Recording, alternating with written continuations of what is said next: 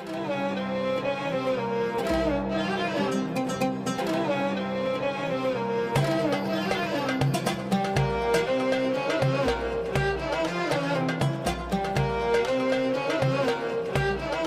दोस्तों, नमस्कार। दुबई में जनवरी 2023 से लेकर अगस्त 2023 तक यानी कि सिर्फ 10 महीनों में दुनिया भर से 11.10 मिलियन विजिटर्स ओवरनाइट शिफ्ट हो गए और उसमें से 1.6 मिलियन लोग सिर्फ इंडिया से ही थे। हाल फिलहाल में वहां मुकेश अंबानी ने भी इन्वेस्टमेंट की है, अपना खुद का एक बीच साइड घर लिया है।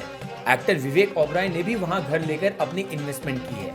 इनफैक्ट और कई सारे सेलिब्रिटी है वहां इन्वेस्टमेंट कर रहे हैं। आइए जानते हैं आखिर दुबई में ऐसा क्या है कि सभी बिजनेसमैन दुबई की तरफ खींचे चले आ रहे हैं। फोर्ब्स की रिपोर्ट के अनुसार लगभग 6,500 मिलियनर्स इंडिया छोड़कर दुबई शिफ्ट होना चाहते हैं और यही सेम कंडीशन बाकी की कंट्रीज की भी है। वहाँ के भी रिच पीपल अपना पूरा बिजनेस दुबई में शिफ्ट कर रहे हैं। आइए जानते हैं आखिर दुबई में ऐसा क्या है और सिर्फ मिलियनर्स ही नहीं बाकी आम इंसान के लिए भी दुबई क्यों एक आइडियल जगह बन गई है। ऐसा क्यों हो रहा है उसे समझने के लिए हमें सबसे पहले दुबई के इतिहास को समझना होगा। पहले हमें यह समझना होगा कि कैसे दुबई एक रेगिस्तान गांव से एक well developed tech savvy country बन गया है और कैसे दुबई के इस ड्रास्टिक ट्रांसफॉर्मेशन ने बाकी कंट्रीज के millionaires, billionaires, businessman, startup owners और यहां तक कि आम इंसान को दुबई में शिफ्ट होने के लिए मजबूर कर दिया है।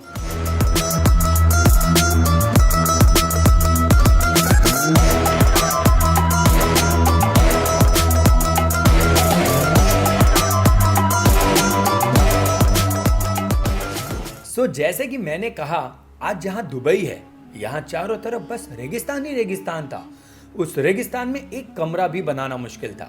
यहां पानी को लेकर लिटरली मारा मारी होती थी। पर इस सब के बावजूद भी यहां एक चीज अच्छी थी, वो थी उसकी लोकेशन। फिर आया साल 1958 जिसने दुबई का पूरा हुलिया बदल दिया। दरअसल 1958 में शेख राशिद बिन सैयद दुबई के रूलर बने। रूलर बनने के बाद उनका मेन मोटिव यही था कि दुबई को रेत से उभरकर चमचमाती सिटी बनाना है और उसके लिए उन्होंने काम करना भी शुरू कर दिया।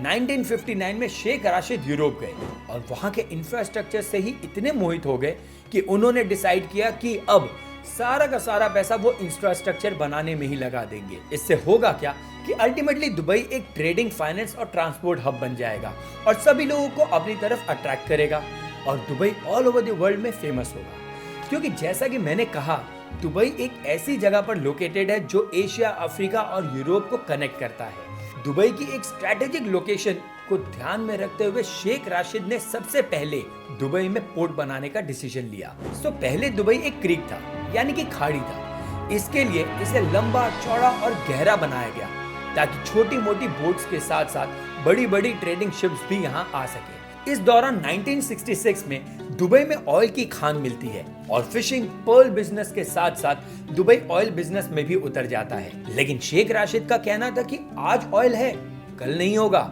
वो एक नेचुरल रिसोर्सेस है, कभी ना कभी तो ये खत्म होगा ही। इसलिए पूरी तरह उस बिजनेस पर डिपेंडेंट होना सही नहीं होगा। उन्होंने ऑयल से आने वाला पैसा भी इंफ्रास्ट्रक्चर के डेवलपमेंट में ही डालना शुरू कर दिया और शेख राशिद ने पूरा खर्चा पोर्ट बनाने में ही लगा दिया। इसके लिए उन्हें कई सारे क्रिटिसिज्म भी झेलने पड़े, पर इस क्रिटिसिज्म से बिना डरे हुए उन्होंने दुबई का सबसे पहला पोर्ट राशिद बनाया और देखते ही देखते शेख राशिद का ये पोर्ट बनाना दुबई के लिए एक सक्सेस साबित हुआ। बड़े बड़े शिप्स वहां आने लगे एंड अल्टीमेटली इस पोर्ट के पास जो मार्केट था वो भी बहुत बड़ा होने लगा। अब पोर्ट राशिद के सक्सेस को देखते हुए 1979 में एक और पोर्ट बनाया गया, जेबल अली पोर्ट। वो यहाँ पर ही नहीं रुके, इस पोर्ट के साथ साथ शिप्स की रिपेयरिंग के लिए दुबई में ड्राई डॉकयार्ड भी बनाया गया। उन्होंने एयरपोर्ट बनाया, इंफ्रास्ट्रक्चर पर पैसा खर्चा किया।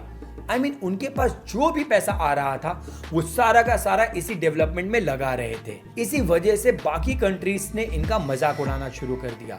मगर फाइनली दुबई एक वेल डेवलप्ड सिटी बनने के रास्ते पर निकल पड़ा था। इस डेवलपमेंट को और भी सटीक बनाने के लिए हाईली स्किल्ड लोगों को बुलाया गया, क्योंकि कोई भी शहर तभी आगे बढ़ता है जब उसमें वेल स्किल्ड लोग रहते हैं और उनमें आगे बढ़ने की भूख होती है।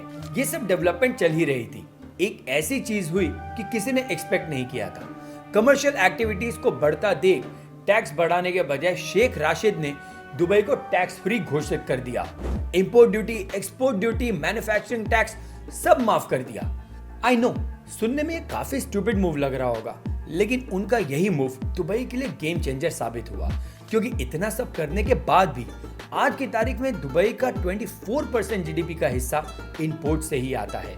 इसके बाद शेख राशिद ने वाटरवे को तो अपने फायदे के लिए इस्तेमाल किया ही, पर अब उनकी नजर थी एयरवेज पर, क्योंकि एयरवे के लिए दुबई एक काफी हद तक स्ट्रैटेजिक और आइडियल लोकेशन भी था।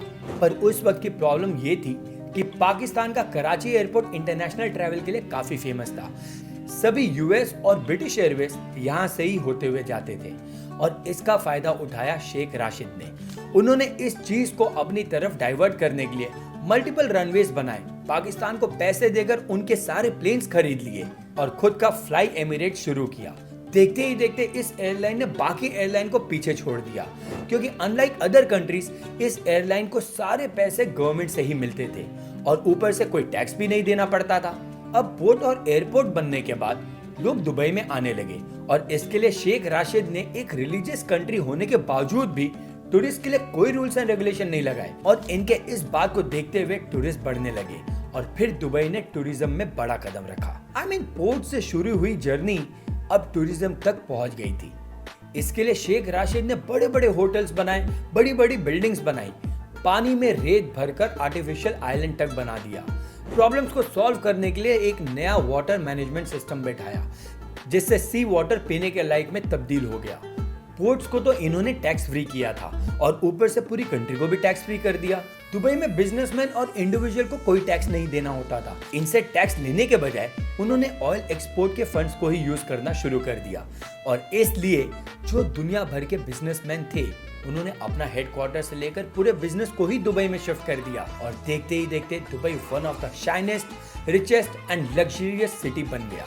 Hey, Habibi, come to Dubai.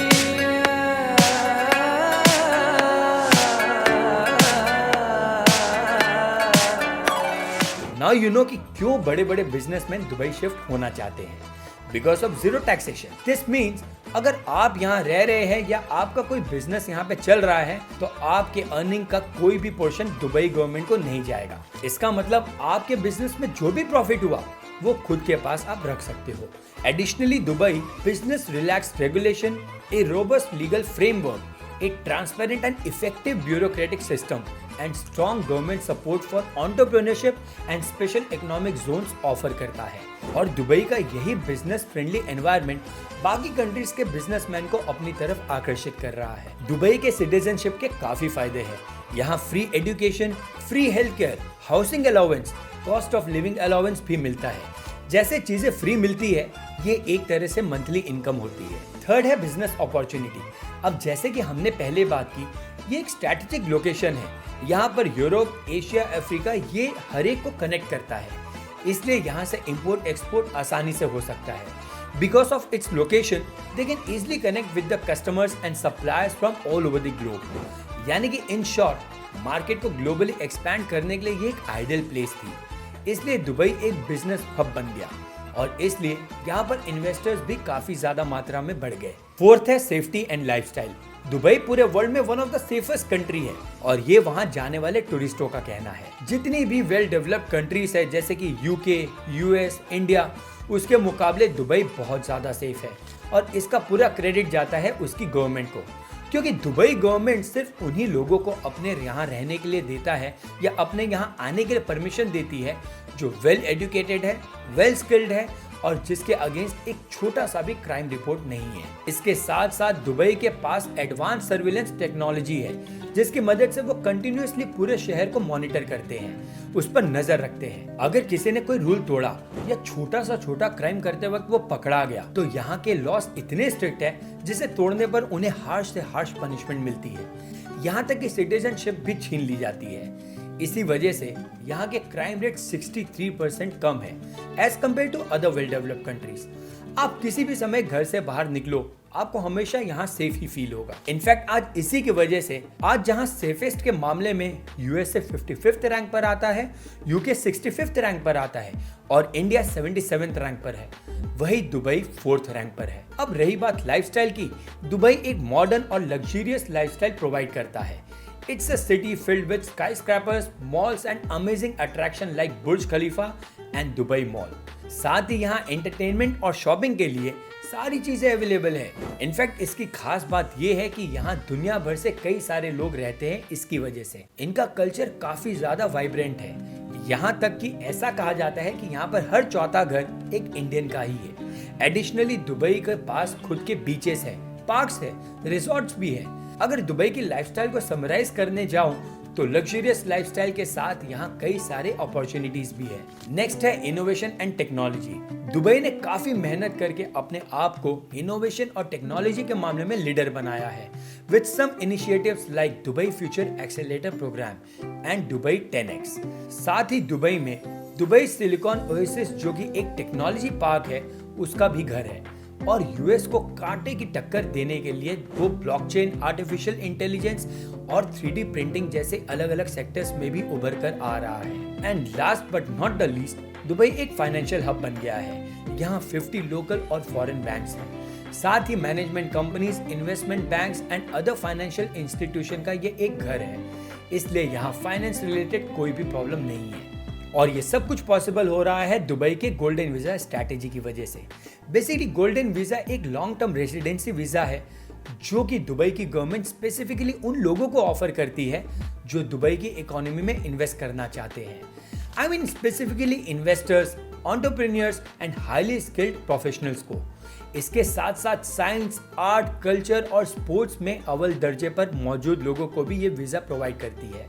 अब गोल्डन वीजा मिल गया यानी कि वहां का सिटीजनशिप मिल गया, ऐसा बिल्कुल भी नहीं है। पर आप ये जरूर कह सकते हो कि गोल्डन वीजा मिलना यानी कि आप सिटीजनशिप के आसपास पहुंच चुके हो। यानी ऑल इन ऑल हम ये कह सकते हैं कि दुबई की थिंकिंग और डिसीजन मेकिंग एबिलिटी की वजह से आज लाखों बिजनेसमैन दुबई में शिफ्ट होना चाहते हैं। तो दोस्तों आज के लिए इतना ही। अगर आपको आज की वीडियो पसंद आई हो, दुबई की कुछ इन्फॉर्मेशन मिली हो तो मेरे इस वीडियो को लाइक, शेयर एंड सब्सक्राइब जरूर करिएगा।